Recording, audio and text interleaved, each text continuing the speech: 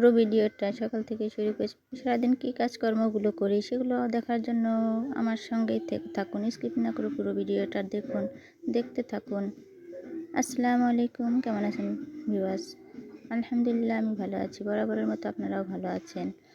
আজকে নতুন দিনের নতুন ভিডিও নিয়ে একটা চলে আসলাম। সকালে নাস্তা বানিয়ে নিচ্ছি, মেয়েকে নাস্তা বানিয়ে খাইয়ে দিয়ে মেয়েকে মাদ্রাসায় পাঠাতে হবে। সকালে একটু খুব তাড়াহুড়ার মধ্যে থাকা হয়, তারপরেও ভিডিওটা সেরে নিচ্ছি। ভাবলাম একটু ভিডিও করে নিই। আমার মেয়েকে খাইয়ে নিচ্ছি, মেয়েকেও খাওয়াচ্ছি, সেই সাথে আমি একটু একটু মুখে দিচ্ছি। মেয়েকে খাওয়ানো শেষ করে একবার মেয়েকে দিচ্ছি, একবার আমি খাচ্ছি, এভাবে দুজনেই খাওয়া হচ্ছে। মেয়ে তো খেতে চায় না, একবার আমি নিচ্ছি, বলতেছে দেখো আমি যে কয়বার নিব তুমিও সেই কয়বার নিবা। বাচ্চা মানুষ আসলেও সকালবেলা তো তেমন খাইতে চায় না। সে ড্রেস পরে রেডি হয়ে আছে, গুছিয়ে গেছে, বসেছে যেন ময়লা না ভরে। তাকে আমি খাইয়ে দিচ্ছি, সে একটু একটু করে খাচ্ছে আর বলতেছে আম্মু আমি খাবো না। খাওয়া শেষ করে তাকে রাস্তাতে এগিয়ে দিতে গিয়েছি, যেন রাস্তায় ভ্যান আসে আর কি, ভ্যান গাড়ি, স্কুলের ভ্যান, মাদ্রাসার ভ্যান গাড়ি এসে নিয়ে যায়। তাকে নিয়ে দিয়ে আসি, তাকে দিয়ে আসার পরে ভাবলাম একটু রুটি খেয়েছি, একটু পিঠা ছিল ফ্রিজে, সেটাই বের করে একটু খাচ্ছি, সেটাও আপনাদের সাথে শেয়ার করলাম। আর ভিডিওর এই পর্যন্ত যারা আমার সঙ্গে আছেন তাদেরকে অসংখ্য ধন্যবাদ। পুরো ভিডিওটা দেখার জন্য অনুরোধ জানাচ্ছি। আর যারা এখনও আমার চ্যানেলটাকে সাবস্ক্রাইব করেননি তারা আমার চ্যানেলটিকে সাবস্ক্রাইব করে দিবেন। আর যারা অলরেডি সাবস্ক্রাইব করে দিয়েছেন তাদেরকে অসংখ্য ধন্যবাদ। আর যারা এখনও সাবস্ক্রাইব করেননি সাবস্ক্রাইব করে দিবেন এবং লাইক কমেন্ট শেয়ার করে দিবেন, যেন আমার ভিডিওগুলো যাবার সঙ্গে সঙ্গে আপনাদের কাছে পৌঁছে যায়। আর সকালের নাস্তা বানিয়ে এখন দুপুরের রান্নাটা সেরে নিচ্ছি। যেমন একটু শরীরটা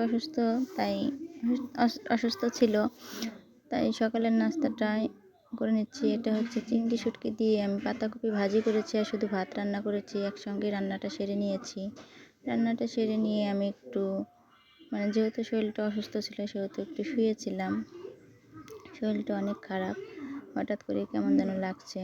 কিছুদিন যাবতই শুধু অসুস্থই, একটু ভালো লাগে আবার একটু খারাপ লাগে, বুঝতেছি না কি হয়েছে।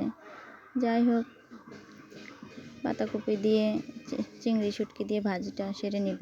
ভাজিটা সেরে নিয়ে রান্নাটা হয়ে গেলে আমি একটু শুয়ে থাকবো। খুব খারাপ লাগছে শরীরটা। আর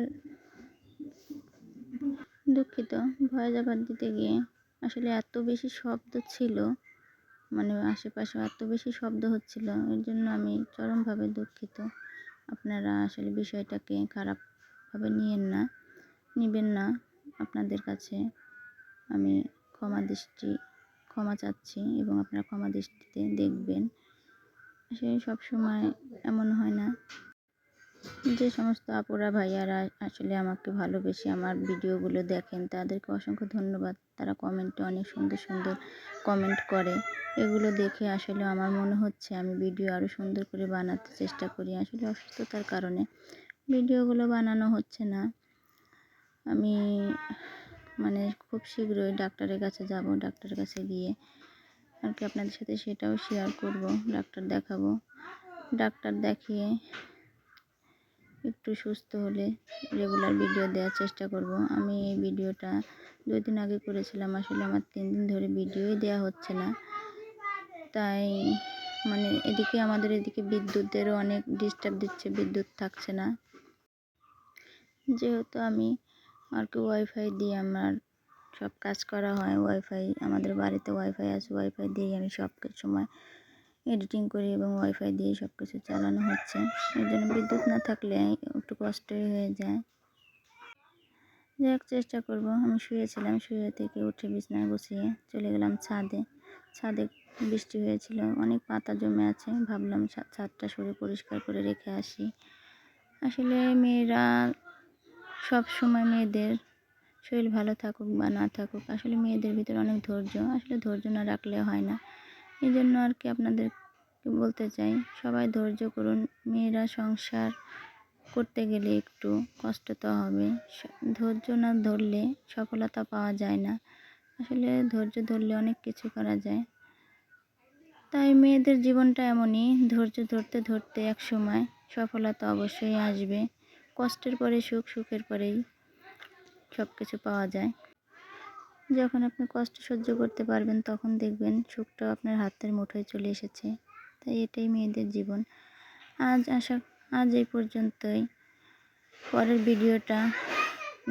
পরের ভিডিও নিয়ে চলে আসবো আবার আপনাদের মাঝে। আসসালামু আলাইকুম, আল্লাহ হাফেজ।